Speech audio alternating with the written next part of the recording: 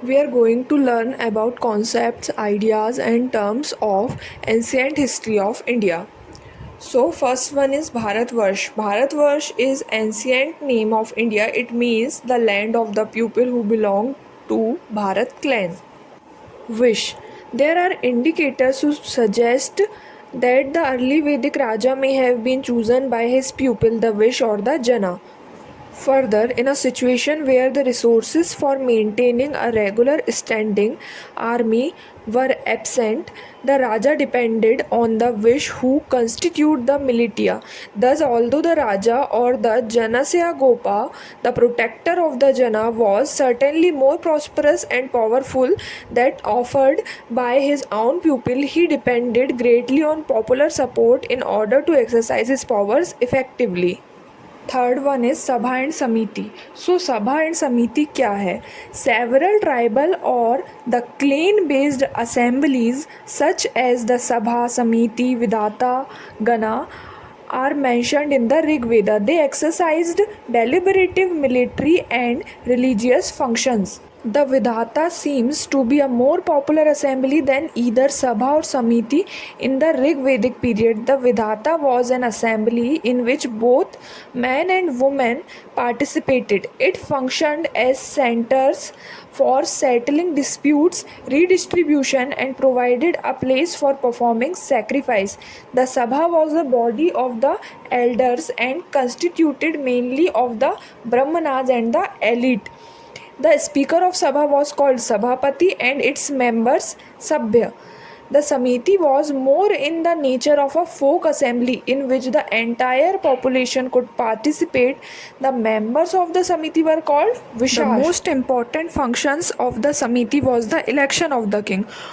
The Sabha, a selected body, was more like an advisory council. The social structure based on varna system and ashramas was known as varna ashrama. So इसमें हम दो चीज़ें देखेंगे. First one is varna system and second one is ashramas. The later Vedic society came to be divided into four varnas called Brahmanas, Kshatriyas, Vaishyas, and Shudras. Ashramas or four stages of life were not well established in Vedic times. The earliest clear reference to the four ashramas that of brahmachari or student, grihasth or householder, vanprasth or hermit, and sannyasi or ascetic is found in the Jabala Upanishad. The Chandogya Upanishad clearly refers to the first three ashramas. Full recognition of the fourth stage was done only in the post-Vedic period. अब देखते हैं पुरुषार्थ.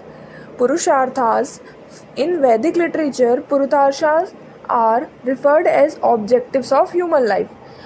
These objectives are four in number: dharma, arha, kama, and moksha respectively. All these Purutarshas have close relationship with the four ashramas.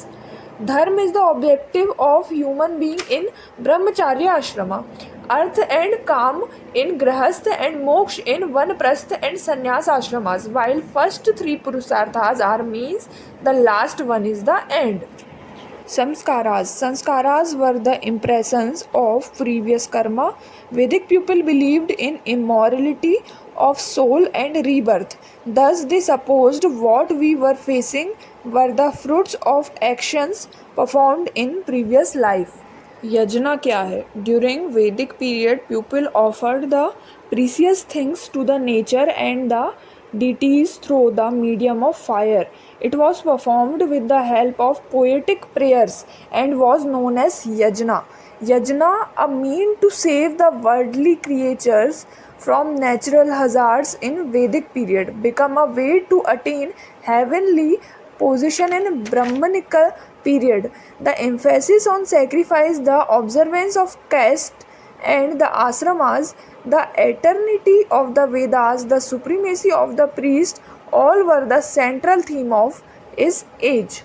अब देखते हैं doctrine of Karma. The law of karma is the counterpart in the moral world of the physical law of uniformity. It is the law of the conservation of moral energy. The vision of law and order is revealed in the RTA of Rig Veda. According to the principle of karma, there is nothing uncertain or capricious in the moral world. We reap what we sow. While thus you live, there is no way by which karma clings to you. Man is not a mere product of nature, he is mightier than his karma. If the law is all, then there is no real freedom possible. Man's life is not the working of merely mechanical relations. There are different levels, the mechanical and the vital, the sentient, the intellectual, and the spiritual. These current cross and recross and interpenetrate each other.